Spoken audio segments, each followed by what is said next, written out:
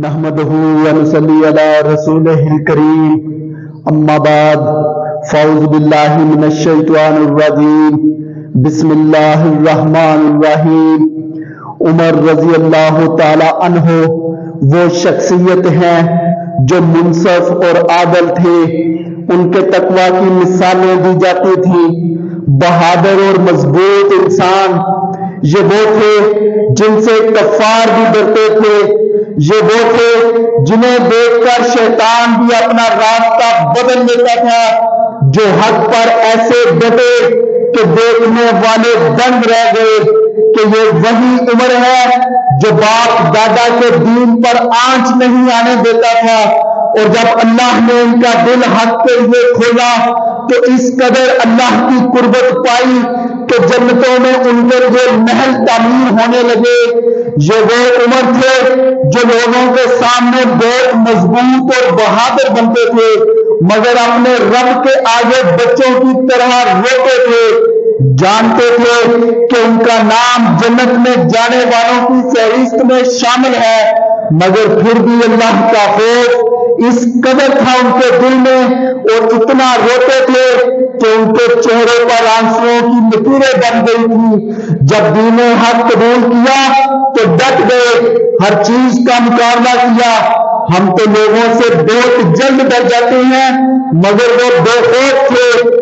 مجھے ان کا وہ واقعہ یاد آتا ہے کہ جب انہوں نے اسلام قبول کیا تو دل کی خلش مٹانے کے لیے رسول اللہ صلی اللہ علیہ وآلہ وسلم سے سوال کیا، کیا ہم حق پر نہیں ہیں؟ آپ صلی اللہ علیہ وآلہ وسلم نے فرمایا، اس ذات کی قسم جس کے ہاتھ میں میری جان ہے، تم لوگ حق پر ہو۔ یہ سن کر سیدنا عمر رضی اللہ تعالیٰ عنہ نے عرض کیا، جب ہم حق پر ہیں، کافر غلط راستے پر، تو پھر ہم اپنا دین کیوں چھپائیں؟ اللہ کی قسم آپ سب لوگ باہر نکلیں گے۔ ہمارا ایمان بھی ایسا ہونا چاہیے کہ جب ہم حق پر ہیں تو لوگوں سے کیوں ڈریں؟ حق تو یہ ہے کہ رب سے ڈرا جائے۔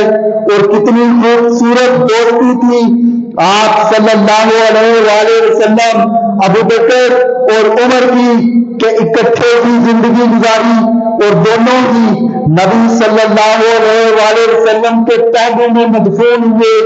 وہ اپنے دور کے بہترین خلیفہ تھے، انہیں تو اس بات کا بھی خوف تھا کہ اگر دریائے فرات پر ایک بکری کا بچہ بھی بھوکا مر گیا تو اس کا بھی ان سے حساب ہوگا۔ بیت المال کی بہترین طریقے سے حفاظت کی اور اس میں سے ایک رائی بھی اپنے لیے استعمال نہیں کی، دیانتداری سے ہر کام کیا کرتے تھے۔ یہ وہ دروازہ تھے جن کے ٹوٹنے سے فتنوں کی یوں برباد ہوئی کہ آج تک فتنے چلے آ رہے ہیں۔ انہیں شہادت کا بہت شوق تھا اور چاہتے بھی یہی تھے کہ آپ صلی اللہ علیہ وآلہ وسلم کے شہر مدینہ میں ان کی شہادت ہو۔ خلافت کے 11ویں سال ان کی یہ دونوں خواہشات مکمل ہوئی۔ حضرت عمر رضی اللہ تعالیٰ عنہ فجر کی نماز پڑھا رہے تھے جب ابو لولو فیروز نے کونے سے نکل کر 2 دھاری دار خنجر سے 6 وار کیے، پھر دوسرے مسلمانوں کو زخمی کرتا ہوا بھاگا، مگر پکڑا گیا۔ پکڑے جاتے ہی اس نے خنجر کو اپنے پیٹ میں گھونپ لیا اور وہیں مر گیا۔ سیدنا عمر شدید زخمی تھے، ایسے میں انہوں نے عبداللہ بن عباس رضی اللہ تعالیٰ عنہ سے دریافت کیا، مجھے کس نے مارا ہے؟ انہوں نے بتایا، مغیرہ بن شعبہ رضی اللہ تعالیٰ عنہ کے غلام ابو لولو فیروز نے۔ یہ سن کر فرمایا، اللہ کا شکر ہے کہ میری موت کسی ایسے شخص کے ہاتھ سے نہیں ہوئی جو اسلام کا دعویٰ کرتا ہے۔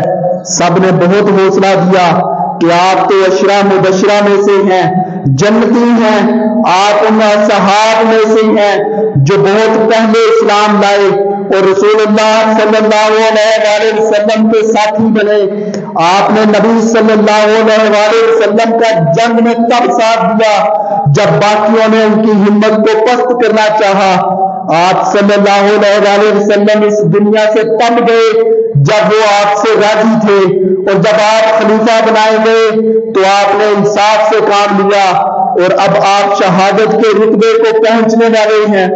بخاری کی روایت میں آتا ہے کہ یہ سن کر سیدنا عمر رضی اللہ تعالیٰ عنہ فرمانے لگے، یقیناً جو بات آپ نے میرے رسول اللہ صلی اللہ علیہ وسلم کے صحابی ہونے اور ان کے مجھ سے راضی ہونے کے بارے میں کہی ہے، وہ بے شک اللہ کی نعمت ہے جو مجھ پر نازل ہوئی ہے، اور جہاں تک آپ کو میری پریشانی نظر آتی ہے وہ اس لیے ہے کہ میں آپ اور آپ کے ساتھیوں کی فکر میں ہوں۔ خدا کی قسم اگر میرے پاس زمین جتنا سونا ہوتا تو میں اسے دیکھنے سے پہلے ہی عذاب الہی کے ڈر سے فدیہ میں استعمال کرتا۔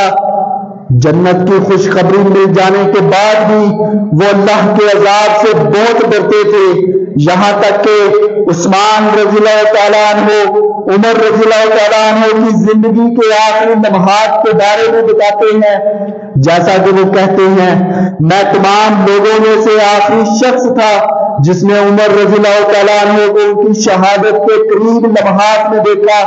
میں ان کو دیکھنے کے لیے ان کے گھر کے اندر داخل ہوا تو ان کا سر اپنے بیٹے عبداللہ بن عمر رضی اللہ تعالیٰ عنہ کی گود میں پڑا ہوا تھا۔ عمر رضی اللہ تعالیٰ عنہ نے ان سے فرمایا کہ میرا گال زمین پر رکھ دو۔ عبداللہ نے کہا کیا میری ران زمین میں کوئی فرق ہے؟ پھر عمر رضی اللہ تعالیٰ عنہ نے دوسری یا تیسری بار دوبارہ کہا میرا گال زمین پر رکھ دو، تم اپنی ماں سے محروم ہو جاؤ۔ عمر رضی اللہ تعالیٰ عنہ کا یہ کہنا تھا کہ عبداللہ نے ان کا گال زمین پر رکھ دیا، اور میں نے اسے یہ کہتے ہوئے سنا کہ ہائے افسوس مجھ پر اور افسوس میری ماں پر کہ اگر اللہ نے مجھے معاف نہ کیا، اور ساتھ میں ان کی روح نکل گئی۔ آپ نے یکم محرم 24 ہجری کو 63 سال کی عمر میں وفات پائی۔ آپ کو شہادت کا رتبہ ملا، اور یوں ہمارے پیارے خلیفہ دوم عمر رضی اللہ تعالیٰ عنہ ہم سے ہمیشہ کے لیے جدا ہو گئے۔ انا للہ و انا الیہ راجعون۔